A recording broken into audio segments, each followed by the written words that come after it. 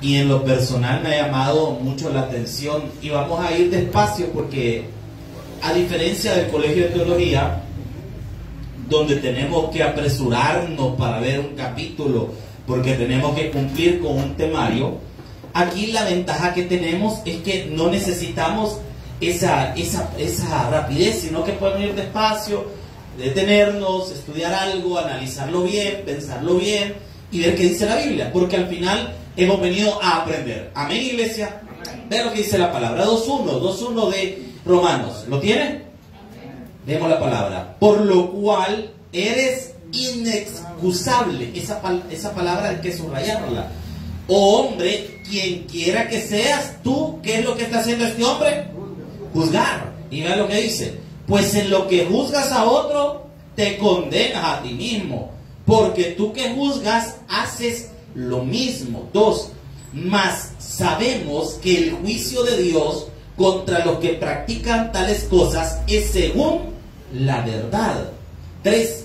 Y piensas esto, oh hombre, tú que juzgas a lo que tal hacen y hacen lo mismo, que tú escaparás del juicio de Dios, o menosprecias las riquezas de su benignidad, paciencia, longanimidad, ignorando que su benignidad te guía al arrepentimiento. Buen Dios y Padre que estás en los cielos, habla esta noche a nuestro corazón, a nuestras necesidades, a nuestras debilidades. Gracias, Señor, por la vida de tus hijos que hoy, mi Padre Celestial, han venido a este lugar en búsqueda de tu presencia. Te pido, Señor, que no nos vayamos con las manos vacías, sino con un corazón lleno de ti.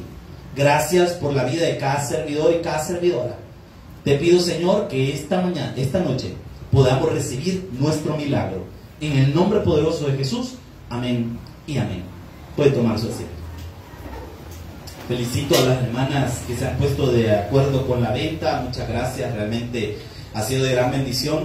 El propósito de todo esto es poder realizar un aniversario, pero una fiesta completa. Si usted, ya va a empezar a anunciar los invitados que vamos a tener invitados de calidad para el aniversario. Entonces todas estas ventas van en pro de recoger fondos para el aniversario de la iglesia. Esa es la idea, hacer la fiesta, todo lo que vamos a hacer y darle gloria y honra al Señor, porque ya son 2 años. Y mire qué bendición que antes de cumplir los 2 años Dios nos va a dar el privilegio de ser una iglesia ya inaugurada y establecida oficialmente con todas las de la ley. Así que la gloria y la honra sea para nuestro Señor Jesucristo. Amén. Bien, entremos en materia. Capítulo 1. El apóstol Pablo se ha detenido a explicarnos 2 cosas. Primero, que todo ser humano es pecador y que los gentiles, por el hecho de recibir la gracia de Dios, no les da derecho de juzgar a la nación de Israel. Fíjense que lastimosamente a veces en las iglesias no entendemos el propósito de la nación de Israel. Nosotros deberíamos de orar por la paz de Israel. Amén, iglesia. Algunos le llaman a Israel el reloj profético de Dios. Yo, en lo personal, y esta es mi perspectiva personal, difiero de esa idea. Porque quien define el tiempo y los momentos de Dios no es la nación de Israel, es Cristo. Entonces el centro siempre va a ser Jesucristo. Ahora, en el capítulo 1 nos mostró que todos los gentiles, es decir, entiéndase, la gente no judía, todos somos pecadores. Pero en el capítulo 2, del 1 en adelante, va a mostrar que también Israel está bajo pecado. Porque cuando Adán pecó, pecamos toda la humanidad. ¿Me está siguiendo la iglesia? Ahora, vean lo que dice el versículo 1. Primer argumento de Pablo. La hipocresía a la hora de juzgar. Pueden ponerle ahí, a un ladito del versículo 1, póngale hipocresía a la hora de juzgar. Dice la palabra, por lo cual eres inexcusable. La palabra griega para inexcusable es anapologetos. Y anapologetos quiere decir sin defensa. No hay excusa. Es decir, la persona que está juzgando a veces a otra está cometiendo un pecado. Y no es que juzgar a otro sea en sí un pecado, sino que el pecado es juzgar hipócritamente. ¿Cómo así? Yo estoy señalándole el pecado a alguien, y lo aumento y me hago ver como que yo no cometo ningún error. Pero empiezo a acusar a la otra persona y a señalarla, sin darme cuenta que yo también estoy cayendo en un pecado. Porque no debo señalar el pecado solo por señalarlo, sino con la finalidad de restaurar. ¿Me está siguiendo, iglesia? La idea que nosotros tenemos en el cristianismo es de restauración. Nuestra iglesia no está llamada a destruir personas. Nuestra iglesia está llamada a restaurar personas. La iglesia no está llamada a ver quién está bien o quién está mal. La iglesia está llamada a que todos deberíamos estar bien con Dios. Amén. Por eso es que aquí, hermano, a usted no le vamos a estar preguntando en la entrada de la iglesia cómo está su vida, o si usted es una persona que está haciendo bien o está haciendo mal las cosas.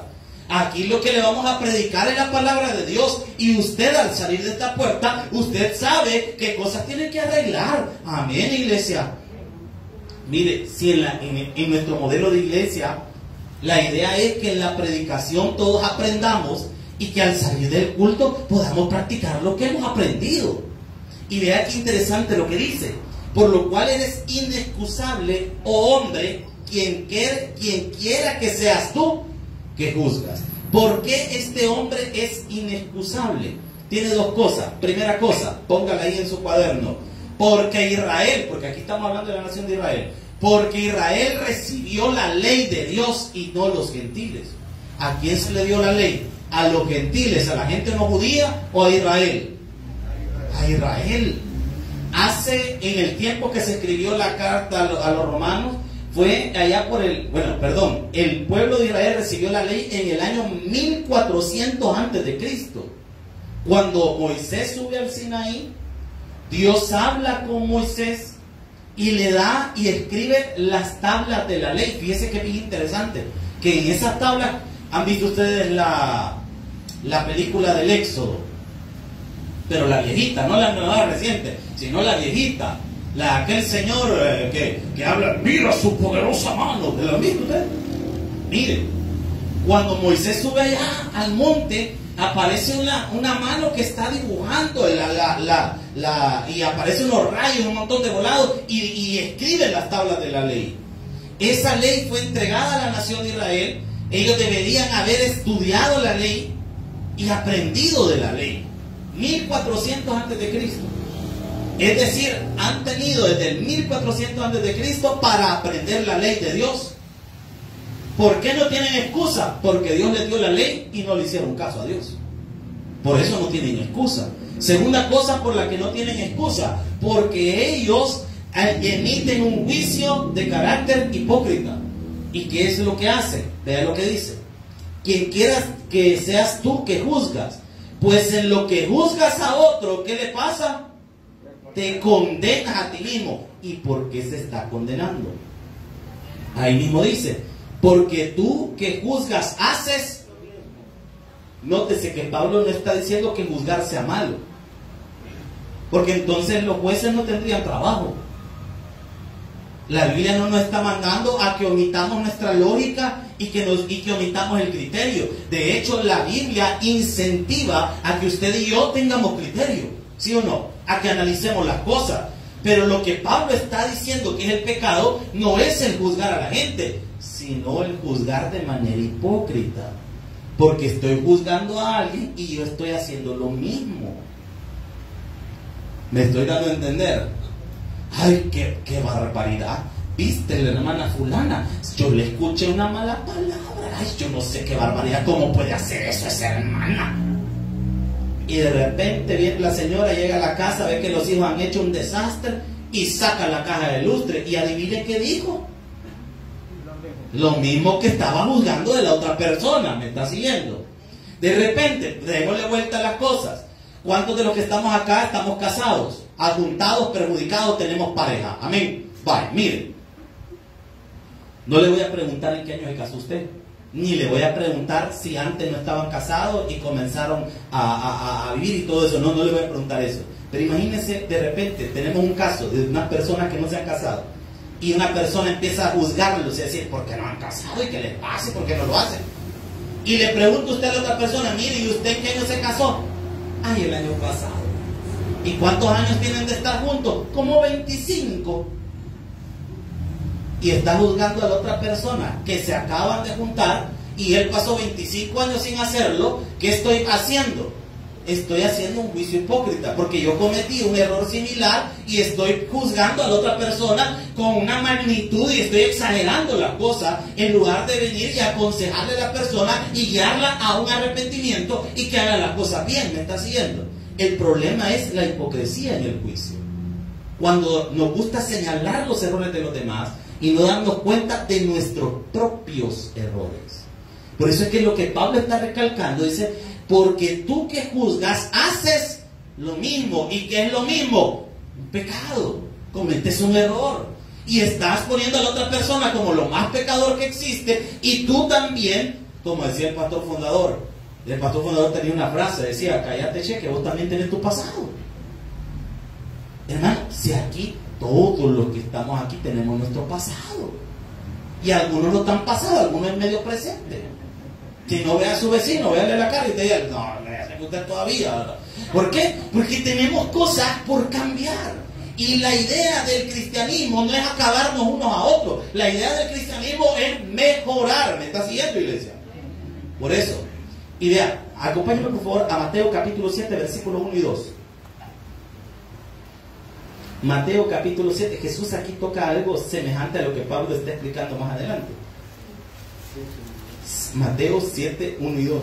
Ay, me disculpan que hable muy pausado o muy lento, es porque ando una gran infección en la garganta, pero no tiene idea. Si, mire, hoy sí he clamado, como no tiene idea por esta situación.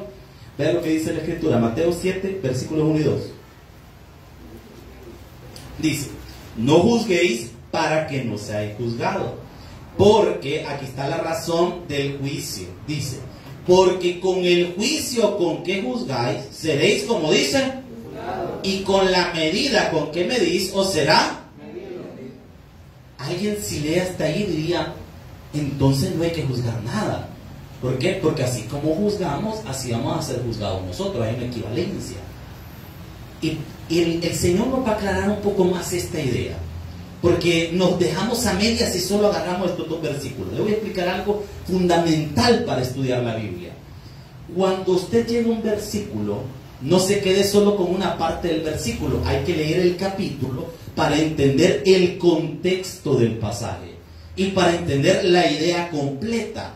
Vea lo que dice el versículo 3. ¿Y por qué miras la paja que está en el ojo de tu hermano y no echas de ver el que dice? Jesús está diciendo que no juzguen hipócritamente, porque estoy señalándole el pedacito de monte que aquel tiene en el ojo y yo tengo una gran viga en la cara. ¿Me está siguiendo, iglesia? O sea que el pecado no es juzgar, sino juzgar hipócritamente. Y vea lo que dice el versículo 4. ¿O cómo dirás a tu hermano: déjame sacar la paja de tu ojo, y he aquí la viga en el ojo tuyo? En pocas palabras, ¿cómo quiere ir a corregir la vida de los demás si no empieza corrigiendo su propia vida? ¿Aló? ¿Estamos acá? Porque algunos de nosotros queremos corregirle el matrimonio a los demás, la crianza de los hijos a los demás, y los suyos, y sus hijos. A veces nosotros es más fácil señalar los errores de otros que darnos cuenta que también tenemos nuestra cuenta por corregir. Y vean lo que dice Jesús, versículo 5. ¿Cómo le llama el Señor? Hipócrita. ¿A quiénes? A los que están juzgando de forma injusta o incorrecta. Saca primero la viga de tu propio ojo, y que dice: y entonces, ahí hay una condicional. Cuando yo comienzo a corregir mi vida, puedo comenzar a ver de forma más clara las cosas. Mientras yo no corrija mi vida, todo el juicio que yo emita hacia una persona va a estar de manera subjetiva, porque va a estar hecho de acuerdo a mi realidad, y hay cosas que yo no le voy a señalar a la otra persona porque yo también estoy en lo mismo y no digo nada. Entonces el problema, el pecado aquí es El juicio hipócrita dice, saca primero la viga de tu propio ojo y entonces verás bien para sacar la paja de que dice. Y aquí viene un detalle y un versículo difícil de entender, y es el versículo 6. Vean lo que dice la palabra. No deis lo santo a los perros, ni echéis vuestras perlas delante de los cerdos, no sea que las pisoteen y vuelvan y os despedacen.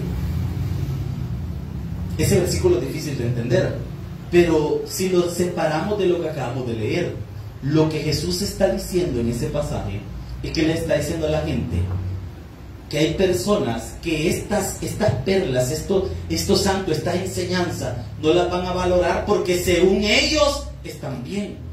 Y la única forma para mejorar es darse cuenta que uno está mal. Pero si yo en mi criterio personal no estoy haciendo nada malo, por más que alguien me enseñe cosas como esta, yo voy a pasar de largo esa enseñanza y no la voy a apreciar, porque según mi criterio personal, yo estoy bien. Y ahí es donde cometemos el problema. El día que usted y yo pensemos que no tenemos algo que mejorar, ese día dejamos de aprender. El día que usted se considera maestro y no alumno, porque aunque usted dé clases y aunque usted sea maestro, usted nunca va a dejar de ser alumno. Todos necesitamos seguir aprendiendo. Todos, sin importar la edad y la etapa que tengamos en nuestro ministerio o en nuestra vida, siempre hay algo nuevo que aprender. Pero el día que yo digo, no, yo ya me las puedo y yo ya lo sé, en ese momento dejo de recibir la enseñanza y no la valoro. Por eso es que Jesús dice, no deis lo santo a los perros. ¿Quiénes son aquellas personas que les describe de esta forma? La gente que no quiere aceptar la enseñanza de Jesús y que según ellos estaban bien para su época, se creían buenos. Estamos hablando de toda la religión que en ese momento estaba en Israel. Todos los escribas, los fariseos y toda esa gente que según ellos Jesús estaba equivocado y ellos estaban bien. Y vean lo que dice la palabra. Y echéis vuestras perlas delante de los cerdos, no sea que las pisoteen y se vuelvan y os despedacen. Mire, esta palabra no es tan sencilla. Imaginen que usted esté viendo un sermón y le dicen así usted. O sea, porque se lo está la gente que está viendo esto, aquí habían fariseos, habían religiosos, y Jesús le está diciendo estas cosas en la cara, hermano. No estaba tan fácil esta enseñanza. O sea que el problema, el centro de lo que estamos hablando, no es el juzgar, sino el juzgar con un juicio hipócrita, donde nos planteamos como personas que no cometen errores y personas que de alguna forma se creen inmaculadas. ¿Por qué hacen lo mismo? Porque el que falla en algo de la ley ha cometido un error en toda. Es que mire, por eso es que por las obras de la ley nadie puede ser salvo. Porque para poder salvarse por las obras de la ley, usted tendría que cumplir toda la ley. El pueblo de Israel juzgaba, y este es el contexto de la carta a los romanos, juzgaba a los gentiles porque ellos no obedecían las lunas, las fiestas. Porque para Israel la obediencia de la ley no radicaba en respetar al prójimo. La obediencia de la ley radicaba en que usted participara de toda la parafernalia que tenía que ver con las fiestas de Israel. La fiesta de los panes sin levadura, las cosas que tenían que dar en el templo. Los judíos son muy ceremoniales. Se cree que en los tiempos de Jesús los judíos se lavaban 7 veces las manos antes de comer, y cada vez que se lavaban las manos tenían que orar usted para comer. Imagínese usted al mediodía con un gran filo, hermano. ¿Se entiende el hebreo filo? ¡Hambre! Y de repente está en una mesa de un judío, de un hebreo. Él le dice, en este momento vamos a servir el pan, y sirven toda la comida. Y usted sienta aquel olorcito, como este olorcito que nos han dejado las hermanas de acomodación, olorcito a pupusa, que uno empieza a sentir el berberejo, decía mi abuela, ¿verdad? Empieza a sentir aquello, ¿verdad? Y de repente le dice, pero permítame, primero tenemos que lavarnos las manos. Mire, a algunos le enseñamos el jabón a nuestra mano. Y ponemos la mano así y ya estuvo. Hay otros que practican bien. Unos dicen que no sé, que tiene que cantar una canción mientras lava, no es como está volado.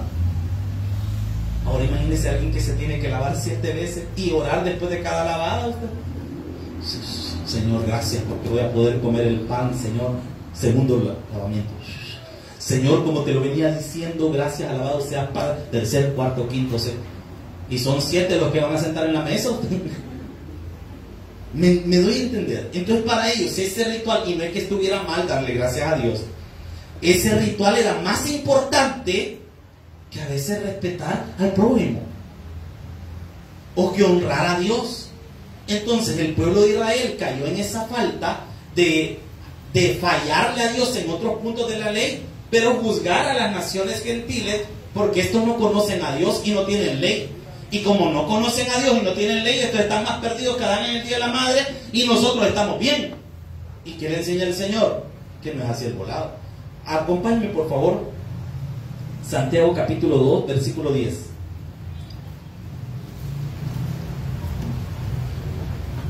Santiago 2:10.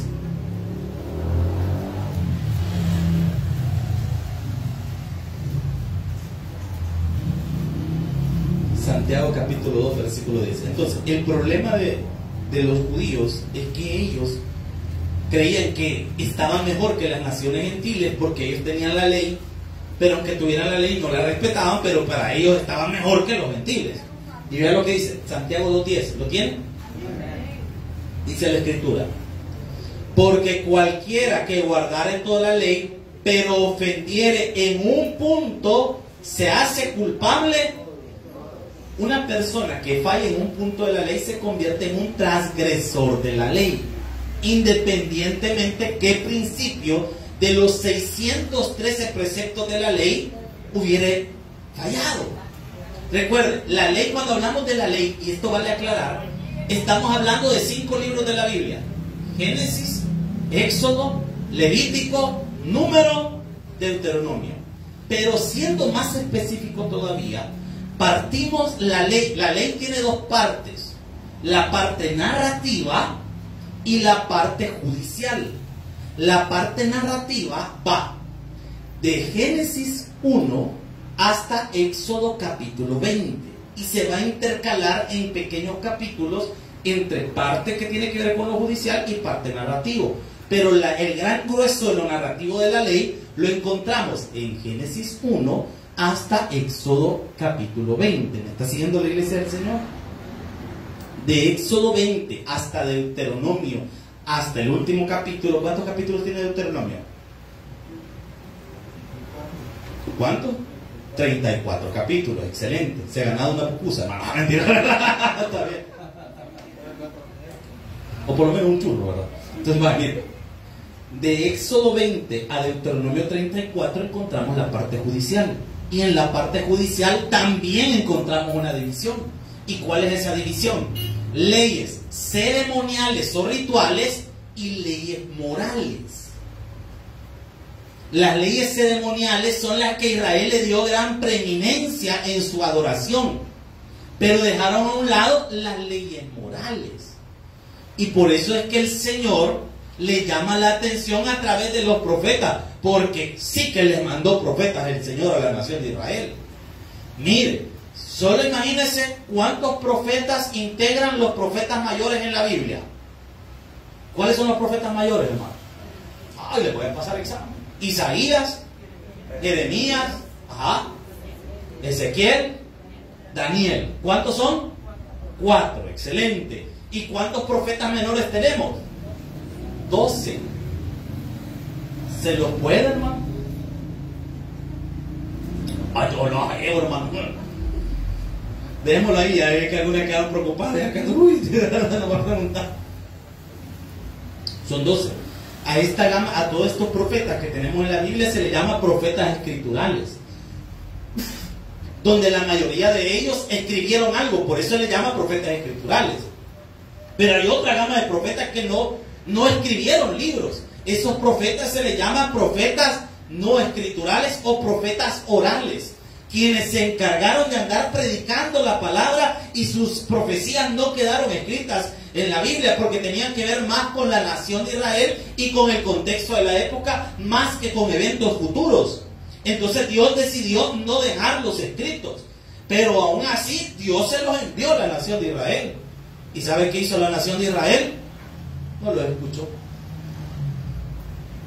Miren, 1400 antes de Cristo, les levanta profetas desde esa época, les advierte: Israel, si se portan mal, les va a caer de a galán, compórtense bien. ¿Y qué hizo Israel? Se portó mal. Al punto es que Salomón, ¿cuántos hemos admirado a Salomón por su sabiduría? Y sabe que Salomón terminó mal, usted. Y ahí hay una paradoja de la vida. El hombre más sabio del mundo terminó idolatrando. Porque Salomón se enamoró de varias señoras y las señoras adoraban a los ídolos cananeos. Y estas señoras torcieron el corazón de Salomón. Por eso, miren, hermanas, ¿cuántas siervas del Señor están en la iglesia? Usted puede acercar más a su esposo a Dios, o usted misma va a ser el instrumento del diablo para alejarlo de Dios. Ustedes tienen una virtud que usted no tiene idea de la fuerza y de la influencia que ustedes tienen sobre la vida de un hombre. Vaya, por ejemplo, si de repente alguien en la calle, usted le dice: como cojo chorizo mal amarrado, ¿te ves? A uno no le importa. Pero que la esposa le diga: mira, como cojo chorizo, te ves. Y ya por dentro ya va a ver el espejo. Uy, ¿verdad? O sea, ya porque le afecta, es la influencia. Es la influencia. Pero yo le pregunto a mi esposa: mire, se me ve bien el saco, como que es el profesor de la Casa de Papel, se ve. Mire, como que va a planear un atraco, se ve. Mire. La influencia que tiene la esposa en la vida es increíble. Entonces a Salomón le torcieron su vida. En el año 931 a.C., Israel se divide en dos: Israel del norte e Israel del sur. ¿Y sabe qué hizo Dios? Dios no estaba de acuerdo con esa división, se lo comento. Pero por el pecado que Salomón había cometido, le emitió un juicio a Salomón. Y le dijo: mira, esto no es lo que yo quiero, pero te portaste mal y te va a ir mal. Te va a quedar tu descendencia con 2 tribus y las otras se van a ir a vivir aparte. Y es donde sucede esa famosa división entre otros personajes, Roboam y Jeroboam. Uno siendo el rey de Israel del norte y el otro el del sur.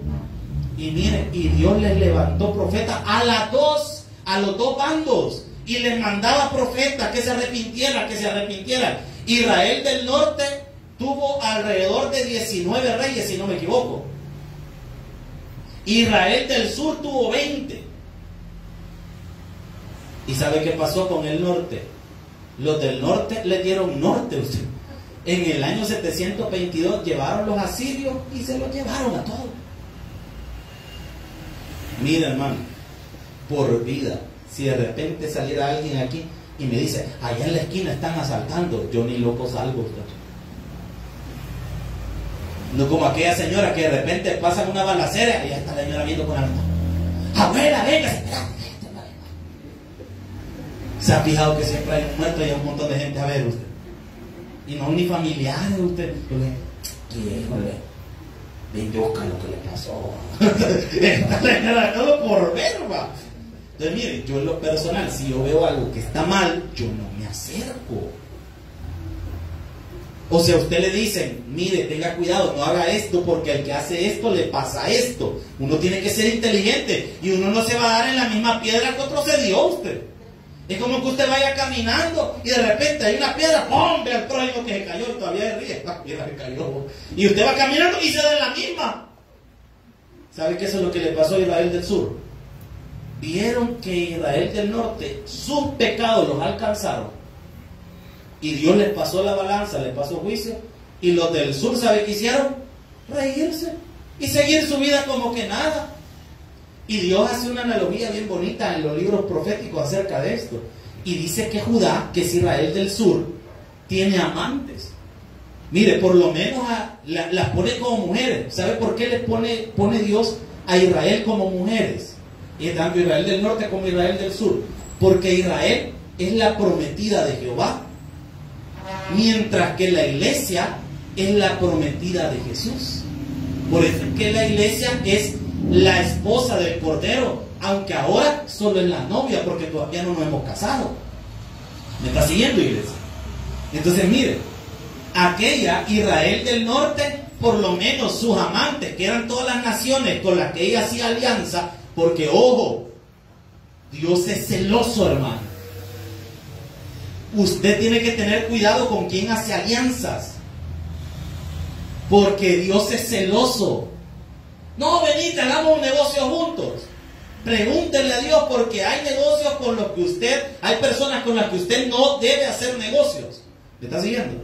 Entonces Israel del norte hizo negocios con esas naciones. ¿Y sabe cómo le dijo Dios a esas naciones? Que esas naciones eran sus amantes, porque dejaba a su esposo, que era Jehová, por andar con esas naciones. Pero por lo menos Israel del norte le daban billetitos, los amantes le daban dinero. Pero Israel del sur salió peor usted, porque ella le pagaba a los amantes. Imagínese usted. Esta peor que la otra. La otra por lo menos recibía billetes, y esta le pagaba a los amantes. Y Dios le dice: ¿qué te está dando el faraón? ¿Qué te ofrece el faraón Necao? Le dice, porque ese era el faraón que estaba en la época. ¿Qué te ofrece las naciones que no te haya dado yo? Dice Jehová, y todo el montón de volados. Y como no hicieron caso, ¿qué les tocó? Les mandó a los babilonios, los de Babilonia, y los llevaron deportados 70 años, regresaron. Mire, cualquiera diría que después de una gran sacudida que Dios nos dé, como que quedaríamos más mansitos, ¿sí o no? Por lógica, ¿sí o no? ¿Verdad que uno después de una buena sangoloteada que le pega el Señor a uno no queda quieto, hermano? Uno queda quieto. Yo se lo digo de corazón, hermano. A mí me ha pasado algunas veces el Señor. Mire, primero, ya vamos a ver un versículo que dice que Dios empieza el juicio por su casa. Ay, hermano, ahí es de afligirse. Porque uno dice: Dios le va a pasar juicio a toda esta nación pecadora y malvada. Espérese, que primero empieza con la casa. Y aquellos que andamos caminando medio palo somos los primeros que nos va a enderezar el Señor. Hace unos años, aproximadamente unos 5 o 6 años, íbamos a evangelizar al Parque de Libertad, al Zurita y todo un montón de parques. Y no era con un ministerio, éramos algunos amigos que nos habíamos juntado, que estábamos agradecidos con Dios por lo que Dios había hecho en nuestra vida. Y íbamos a evangelizar a Santa Tecla, llevábamos comida. No éramos parte de una iglesia, o sea, solo era amigos que nos reuníamos para ayudar a otros. Y me pasó algo en los parques de San Salvador. Era común encontrarme, y se lo digo de verdad, fue muy común encontrarme a personas que me decían: hey, yo fui pastor, yo fui servidor, yo fui diácono en la Sultana, yo fui servidor en tal parte, yo estuve tantos años. Y uno los ve alcoholizados, durmiendo en la calle, y uno se pregunta: ¿qué les pasó? ¿Sabe qué pasó? El juicio de Dios inicia por la casa. A veces las personas pensamos que podemos jugar con Dios, jugar a ser cristianos, fingir que somos hermanos y que esto nunca nos va a pasar factura. Uy, hermanito, mire, si yo le puedo decir algo de todo corazón, a los pastores son los primeros que nos suena el Señor, hermano. Somos los primeritos, y después vienen los líderes. ¿Cuántos líderes están en la iglesia? Pórtense mal y también le va a sonar el Señor. Y los servidores van después en la cola. Solo risa les da. A saber en qué andan ustedes, por hoy me ha dado risa. Uy, ya sí es cierto, ya me van a sonar. Y después los de la congregación, ustedes no se rían, que ustedes van después. A todos nos lleva en orden el Señor. A todos. ¿Por qué? Porque el juicio va a comenzar con la casa. Por eso es que Dios, antes de pasarle justicia a todas las naciones paganas que estaban alrededor de Israel, primero se lo pasaba a Israel. Porque Dios no es injusto. Dios no va a ir a regañar a los hijos ajenos, primero va a regañar a los suyos. Y los va a agarrar y los va a poner en cintura. Dios no es injusto, hermano. Dios es justo. Y vean qué más dice la palabra del Señor, porque nos veo preocupados a todos, hermano. Pocas palabras, volvamos al versículo 2.1 de Romanos. Estamos aprendiendo, iglesia. Mire que este versículo, créanme, Romano, a mí me ha sorprendido. Lo he dado como materia, lo he predicado, lo he hecho estudios bíblicos varias veces, en varias oportunidades, pero esta vez me ha llegado, Romanos, es que tiene tantas cosas. Versículo 1. Por lo cual eres inexcusable. ¿Quién es ese hombre inexcusable? un judío, un hebreo que estaba juzgando a las naciones, a la gente que no, a los gentiles. O hombre, quien quiera que seas tú que juzgas. Pues en lo que juzgas a otro, te condenas a ti mismo. ¿Por qué se condena a sí mismo? Porque también es pecador. Porque también es pecador.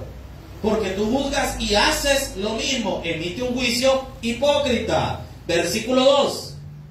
Mas sabemos, esto es pero. Este más no es de suma. Este más equivale a decir pero. Más con acento equivale a una suma. Más sin acento equivale a un pero. ¿Para qué sirve un pero? Se lo voy a poner como ilustración.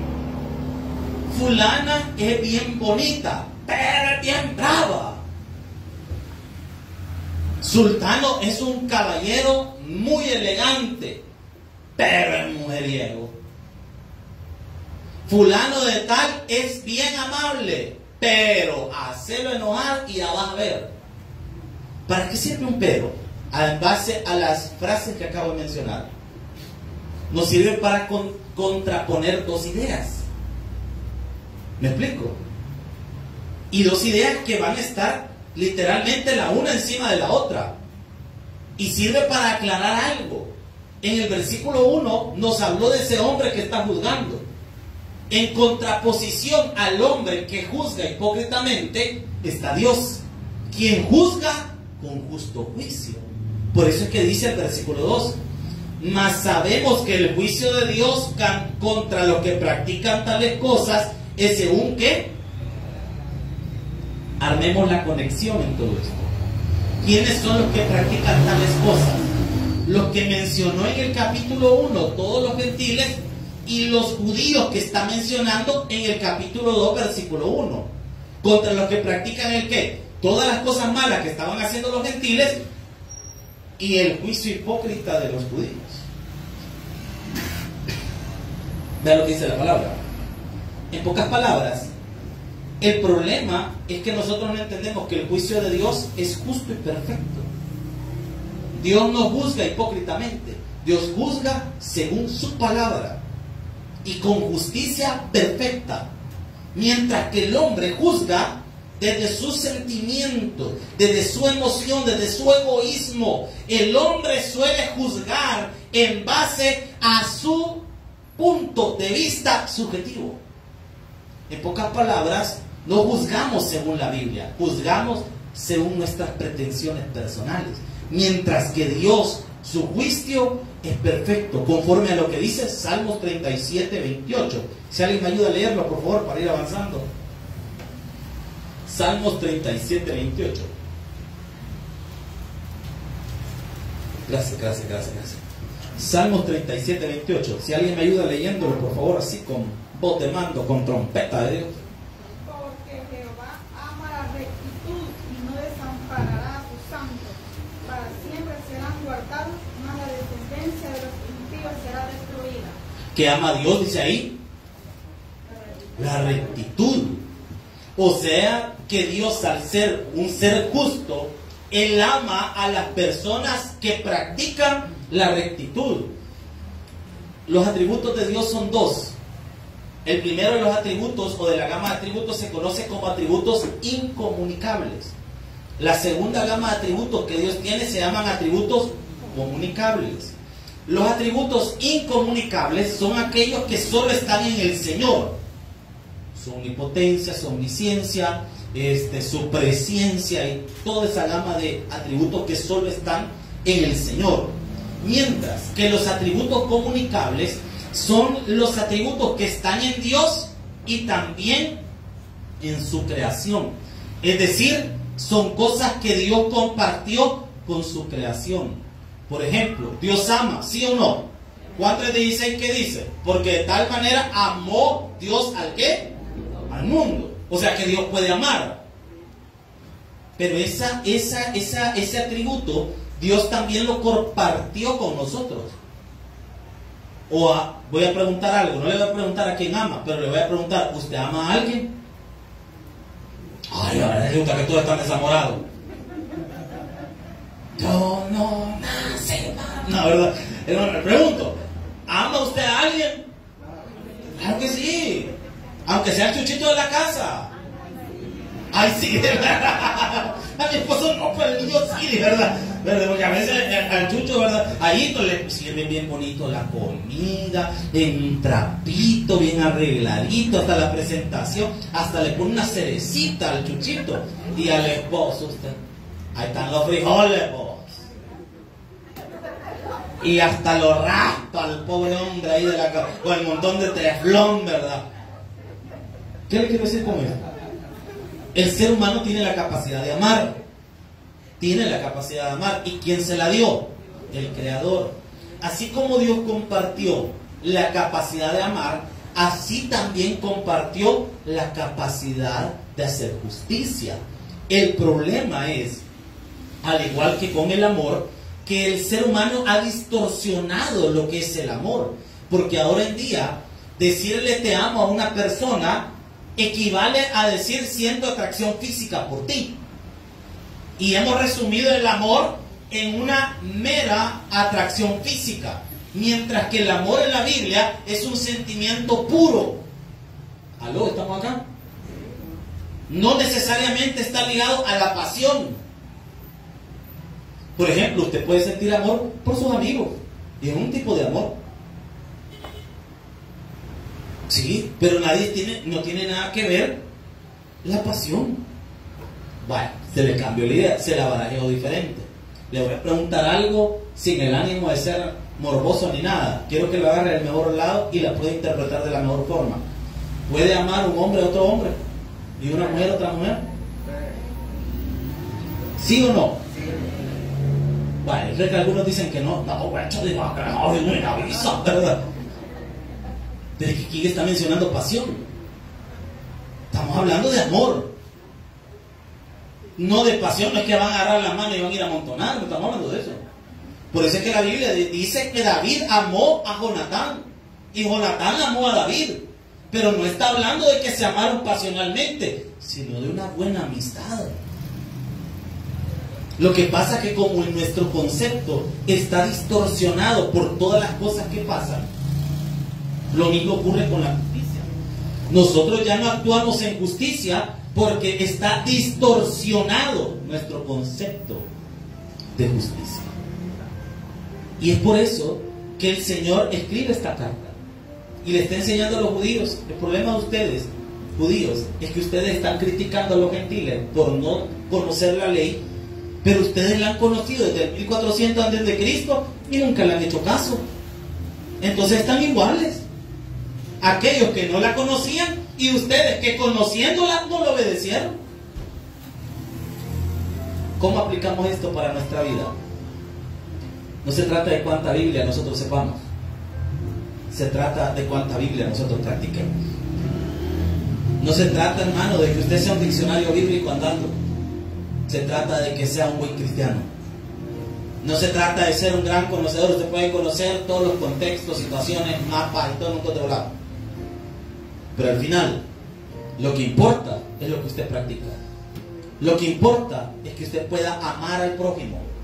Lo que importa es que usted pueda darle del amor de Jesús a sus hijos, a su pareja y a quien Cristo mande. Un fuerte aplauso, Señor. Vamos a ver. Amado Dios, que estás en las alturas, te agradecemos esta noche. Gracias por la vida de cada hermano y hermana. Te suplicamos en esta hora que tú